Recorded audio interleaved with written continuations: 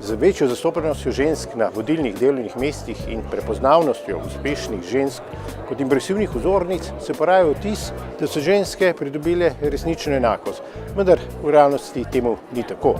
Kljub očitnemu napredku še vedno marsikje niso enako plačane kot moški, niso enakovredno zastopane v družbenih procesih, podjetjih, tudi politiki in včasih nekje seveda so tudi prezrte.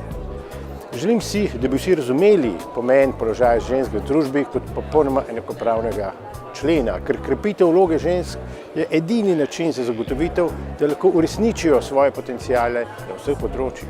Želim si, da bi se zavedali, da zgodba ženskega boja za enakopravnost pripada vsem tem skupnim prizadevanjem vseh, ki smo zagovorniki človekovih pravic na različnih področjih.